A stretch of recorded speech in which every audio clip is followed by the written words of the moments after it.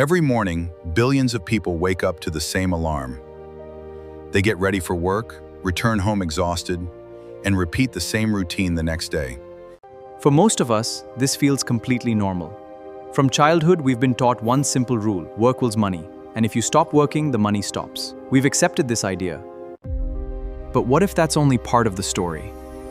What if the real challenge isn't that people don't work hard enough, but that they never learn how money actually works? Today, we're going to explore the psychology behind the 9-to-5 lifestyle, why so many hardworking people still struggle to build wealth, and the financial principles that can help break this. Let's begin with a simple. Some months, even that disappears because of an unexpected repair, a medical emergency, or a family function. Now imagine saving $8,000 every month. That's $96,000 in 1 year. For many households, salary and savings alone are often not enough to create financial freedom.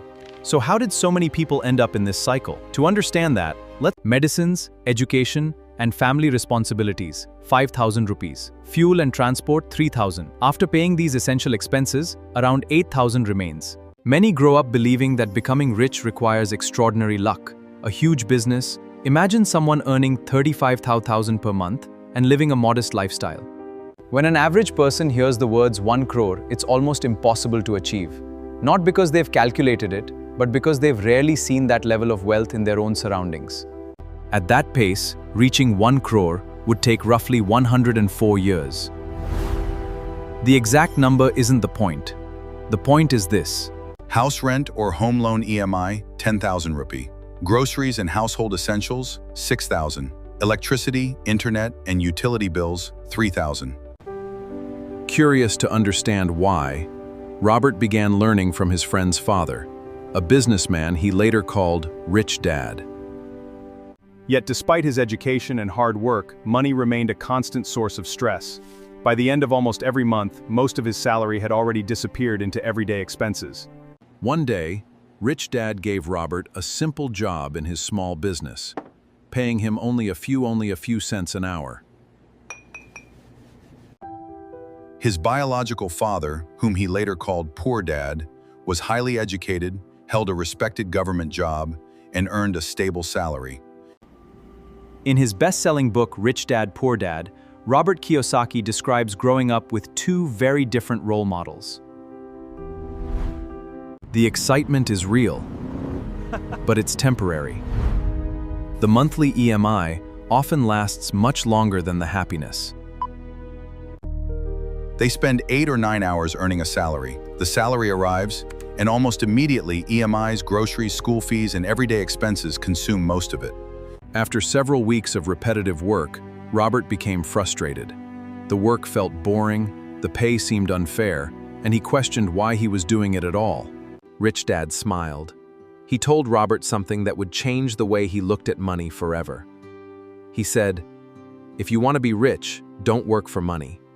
Then they wait for the next payday, only to repeat the same cycle again. Rich Dad called this the rat race. A promotion comes. Instead of investing more, many people upgrade their phone, upgrade their car, upgrade their lifestyle. The frustration you're feeling right now is exactly what millions of people experience for their entire lives. They wake up, they go to work, they go to work. This is exactly why so many people earn more every year, yet never feel wealthier. Credit cards make this even easier. One major reason is something economists call lifestyle inflation.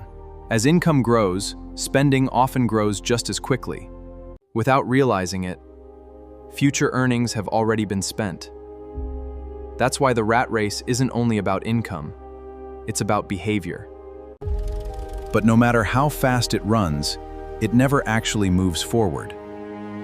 For many people, personal finances work the same way. Imagine a hamster running on a wheel. It runs with all its strength. It feels busy. It feels productive. Used responsibly, they're useful financial tools.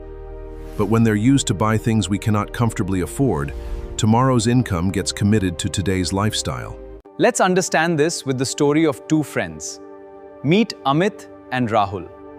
They graduate from the same college, they join the same company, And on their very first day, both received the same salary, 40,000 rupees per month. At first glance, their lives look almost identical. Distance over many periods, although future returns are never guaranteed. He simply understands one important principle: pay your future self first. Instead of spending everything, Rahul decides to invest 30% of his salary. But one small difference in their financial decisions will completely change their future. Amit believes in enjoying life today. He upgrades his car, starts paying a 15,000 rupee monthly EMI. His lifestyle has improved, but his investments are still almost zero. After receiving his first few salaries, he buys a brand new smartphone. Every weekend, he's at expensive cafes, branded clothes, online shopping, weekend trips. By the end of every month, his savings are almost zero. Rahul chooses a different path. He isn't against enjoying life. Amit laughs. You're living like a miser. What's the point of earning if you don't enjoy your money? Rahul smiles and keeps investing. 5 years later, both friends are now 30 years old. Amit's salary has increased to 70,000 rupees, but so have his expenses. Rahul's salary has also reached 70,000 rupees. Instead of upgrading his lifestyle immediately, he increases his SIP to 15,000 per month. Every month, he automatically invests 12,000 rup into a low-cost Nifty 50 index fund. Historically, India's broad equity markets have delivered attractive long-term returns. Rahul's journey looks very different. He didn't chase shortcuts. He didn't gamble. He simply stayed consistent, month after month, year after year. Thanks to long-term compounding, disciplined investing, and market growth, his portfolio has grown into a substantial amount. The exact figure will always depend on investment returns. One of the most powerful forces in finance. Whether or not the quote is authentic, the underlying principle remains true. Time matters far more than speed. Amit looks at the numbers and laughs again. You've waited 5 years just to earn a few lakhs? Rahul doesn't argue. Rahul doesn't argue. Because he understands something that most people don't. Compounding doesn't impress people in the beginning. For years, it looks slow, almost boring, which can never be guaranteed. But the lesson remains the same. The wealth wasn't created overnight. It was built through consistency. 20 years later, now both friends are 45. Amit has earned several promotions. His salary is much higher than before, but so are his financial commitments. A home loan, car payments, children's education, credit card bills. Despite earning more than he ever imagined, he still waits anxiously for every salary credit. His investments kept working in the background. Over 2 decades, he invested roughly 35 lakh rupees of his own money. Investing is only one part of building wealth. The second part is learning to see money differently. One of the most influential lessons from Rich Dad Poor Dad is surprisingly simple. For a salaried employee, income tax is generally deducted before the salary reaches the bank account. Think about it. Fuel, insurance, maintenance, repairs, depreciation. If the car mainly creates expenses, then from a cash, the bigger lesson isn't that you should quit your job tomorrow. The lesson is this: the more you understand investing, assets, cash flow. Amit finally understands. He spent years upgrading his lifestyle. Rahul spent years upgrading his financial future. That's the real difference.